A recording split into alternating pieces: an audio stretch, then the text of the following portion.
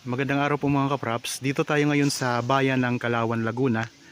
Meron akong property na i-offer sa inyo. Isang farmland po na katabi mismo ng simentadong barangay road. At ito na po ang property mga kapraps. Meron itong sukat na 5,000 square meters o kalahating hektarya.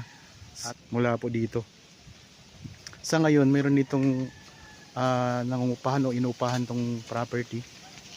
Bali, ginawa nilang lagayan ng kanilang mga panindang pananim, mga ornamental plants. Ayun mga kaprops. Pero ito ay napakaraming mga puno ng rambutan. Ayun mga kaprops, patag ang lupa at meron na ditong access ng kuryente at saka tubig. Meron itong sapa sa likod ng property mga kaprops. Ako nga po pala si Bads, ang inyong kasama para sa virtual viewing sa mga property na ino-offer namin. Dito meron na rin mga farm na dinidevelop na mga kalapit lang dito sa property. Pag dumiretso tayo dyan mga kaprops, marami pa dyan mga farm na sa ngayon ay dinidevelop. So hanggang doon po ang boundary nito. Ayun mga kaprops ang pinaka boundary. Ang direksyon naman na yan, pag diniretso natin yan, yan ay papunta sa highway. Nasa ano lang po mga kaprops, mga 3 minutes travel time, nasa highway na tayo.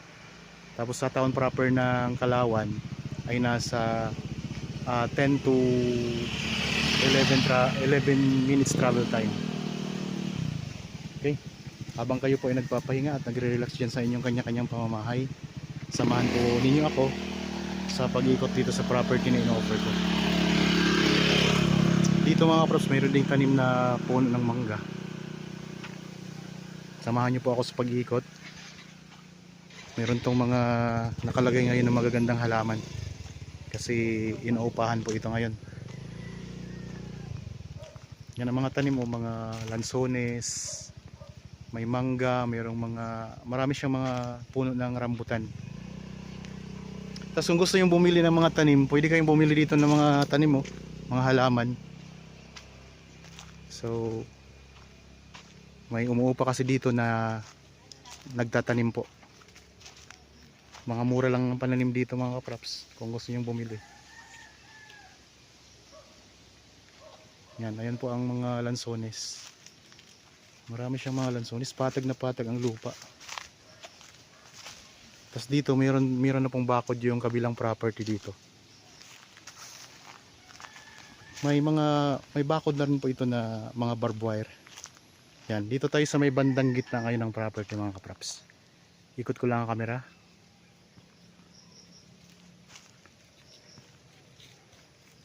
Daming rambutan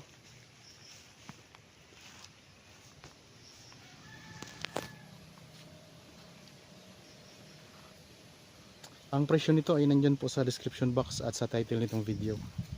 Ang lupa mga kaprops, tulad na lang nabanggit ko, patag siya at level po siya sa kalsada mga kaprops. Kaya hindi niyo na kailangan magpatambak kasi ano niya siya. Tingnan niyo, naka-level na siya sa mismong kalsada. Ayan, may source tayo ng tubig. May poso mga kaprops dito. Meron ding mga puno ng dalanghita. Ayan, may mangga dito. Yung bahay kasama na po yan sa bentahan. Meron pa kayong dito, water pump at saka tangke. Ito, mayero na. Tara, punta tayo dito sa may bandang likuran.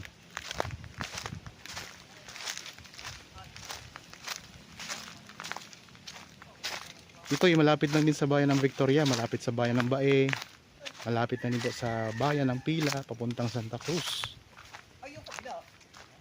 Meron ding puno ng guyabano. Yan. May guyabano. Kasi ito, mga lansones, maraming lansones.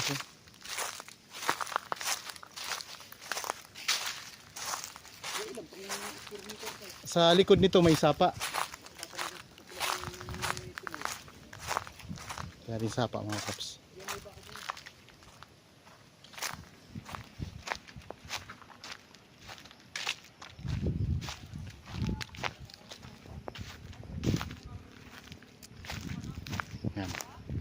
Ito yung pinaka-boundary niya.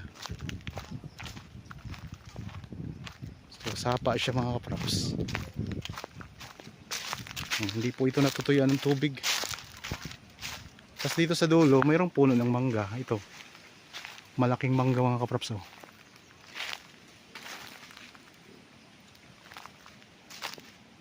Yan. Ito yung pinaka-boundary niya. Pag ganun po siya mga kapraps.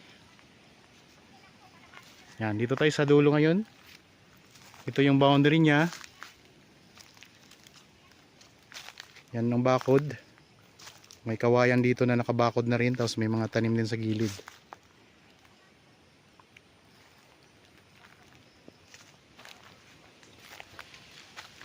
Napakaganda mga kaprops kasi hindi nyo na kailangan mag-access ng ibang property para makapasok dito kasi mismong katabi na ng kalsada itong property na ino-offer ko sa inyo ngayon.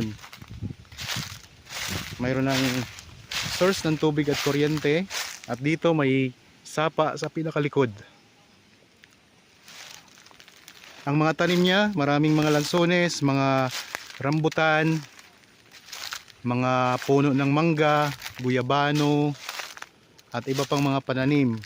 Sa ngayon po meron ditong nagrerenta sa lupa na nagtitinda ng mga halaman na pang dekorasyon. Kaya alaga din po itong lupa mga kapraps. So sa Kalawan, Laguna lang po tayo. Kaya kung kayo naghahanap ng property dito sa bayan ng Kalawan, pwede nyo po itong tingnan at i-consider nyo po sa inyong pagpipilian. Daming mga rambutan.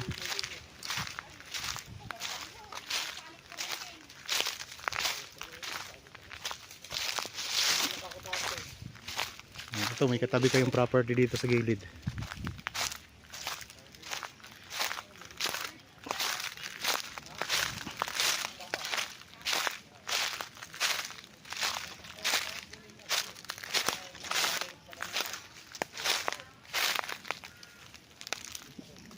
Dito tayo sa may bandang gitna, iikot ko lang ang camera.